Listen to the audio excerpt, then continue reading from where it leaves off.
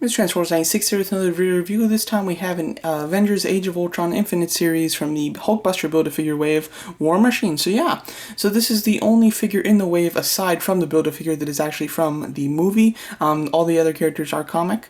And obviously they chose to do this one as the movie version character because it's easy for them. You know, of course it is just a repaint of the Iron Patriot from the Iron Man 3 wave. So yeah, as you can see, I do have two here. I did just for this wave buy an entire case from Hasbro.com. It was actually cheaper than just buying the figures, and not to mention it saved me a lot of time and effort trying to hunt them down, so very happy about that. As you can see, this is how he looks in the packaging. He does come with the head for Hulkbuster, as well as a extra open mast head, which is really nice. Definitely, you know, it helps make it a little bit different from the Iron Patriot. It's not just a repaint. It comes with a few different accessories and one slight resculpt. So yeah, I'll talk about that later though. As you can see, we've got them on the back here. The other figures in the assortment, I did, as I said, buy them all, so I have built the Build-A-Figure. In this wave, you'll need to buy 7 figures as opposed to the normal 6 in order to build Hulkbuster. Alright, so let's go over the figure. So this is one of the few characters in this wave, or figures in this wave, that I was actually looking forward to getting. Most of these I bought purely for the Hulkbuster Build-A-Figure and that didn't really interest me in general, but this character I actually did really want. I think the actual sculpt of the armor is pretty neat. It's a nice slick look. I definitely enjoy the Mark II, or sorry, the War Machine from the Iron Man 2 movie a lot better than this design. However, I have become quite used to this one, and it does look quite nice.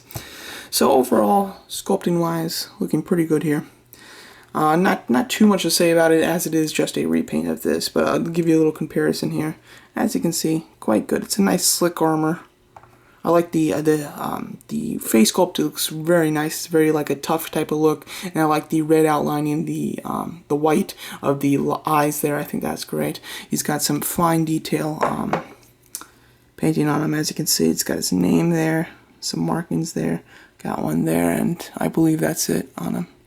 Yeah, so I do like that little very small details there that really look good and enhance the figure. Overall, paint is great as well. It's got this nice metallic, dark, kind of really deep black. I think it just looks wonderful with a mixture of silver on it, and then some very slight red and white details, of course, in the arc reactor and the eyes. Overall, looking great. He does have his signature gun. You know, of course, I much prefer the Gatling gun that comes with that's from the Iron Man 2 movie. This one's kind of a futuristic type of weapon. You know, I don't quite know. We do only see him shoot it in the Avengers movie. He never uses it in Iron Man 3. Overall, it does look quite nice, and it is articulated. It's on a swivel just at the part that's attached to his back. It's got a hinge up here as well as another swivel. So overall articulation is pretty decent, and you can peg it on either side of his back. They've got a hole on either side, so it's personal preference. Overall, that is articulated quite nice. He does have shoulders that are on a bit of a hinge, but they're very tough, and like if you keep them in a position where they're up for too long, sometimes they stay up there and they just won't come down. That's what's happened with my Iron Patriot. For some reason, I don't know if this has just never been, or if just the paint was too wet when they packaged it or something, but I cannot get the shoulder blade down. It just keeps staying up, and it just looks kind of weird with the other side being down like it's supposed to, and then this side being up for some reason. So that's always been a pet peeve of mine on that figure, and with this figure it hasn't happened, which is nice. So it might just be exclusively related to my Iron Patriot, but yeah. Overall articulation is pretty decent. He's got a ball hinge neck, so he can look up quite far, of course, and down, and swivels, ball hinge shoulders, bicep swivel, double hinge elbows, hinge swivel wrist that hinges forward, which is quite nice. Doesn't really hinge back due to the plating on the back of the hand there. He's got a ball joint upper torso, which works quite well and can really be used to give him a really nice flight stance, so definitely like that a lot. Ball hinge thighs with thigh swivel, double hinge knees, and hinge ankles with, I believe that they're on like a ball joint, but it's just so hindered due to the paneling of the legs that it really doesn't move at all, which is unfortunate. Overall, though, a really awesome looking figure. Just give you another comparison to a couple of my other War Machines or Iron Patriot. Unfortunately, for some reason, he has trouble standing. I believe that just the heels are not too big, so it, kind of affects his stance there. As you can see, there he is with Iron Patriot and with the War Machine from Iron Man 2.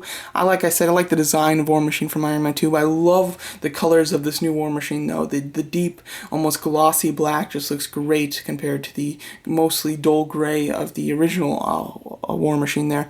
And so I really love the colors of this new one, although I like the design of the old one a lot better. But that has nothing to do with the toy. That's just the choice of the movie. So yeah, overall he does have a new accessory, which is really great, helps make him not just a repaint, with some extra items. As you can see, here he is with Don Cheadle in the face sculpt. Overall, for a Marvel Legends toy, the sculpt of the face is pretty decent, and his eyes are painted really well, sometimes with eyes that can be kind of crossed or kind of look in two different ways, but these eyes are painted really well, and it does look really nice. It's a really great accessory and definitely something that's quite useful. They did the same thing with the Iron Man Mark 43, giving us a separate head, even though that was just a repainted figure with Robert Downey Jr.'s likeness inside. And then the other difference from Iron Patriot is that he has a fist on his left hand, while Iron Patriot had an open hand. I much prefer the fist, especially on a War Machine figure. When I think of War Machine, I don't think of him using repulsor blasts as much as like a regular Iron Man would. I can consider him more of a brute type of character with the big gun, and everything, and just using weapons rather than repulsor blasts. So that's my personal kind of idea of the character, so that's why I do prefer to see the actual fist there. So overall, a great figure. Definitely would highly recommend it for any big fans of Age of Ultron. If you're not a particular fan of War Machine, or you have Iron Patriot already, or you have the original War Machine, this one's not going to blow your mind. It's certainly almost identical to the Iron Patriot, but it is a great figure. Like I said, love the paint. Articulation's pretty good. For some reason, having a bit of trouble standing due to the lack of big heel, I guess. I'm not quite sure what the problem is, but he does have a bit of trouble standing, and because his ankle articulation is so hindered, you really can't do too much about it other than just positioning him slightly different, like at the thighs. So yeah, overall though, great figure. Would highly recommend it for anybody who's obviously building the Hulk Build-A-Figure. This is just a nice one to go along with your Iron Man collection. So there you go. Thanks so much for watching.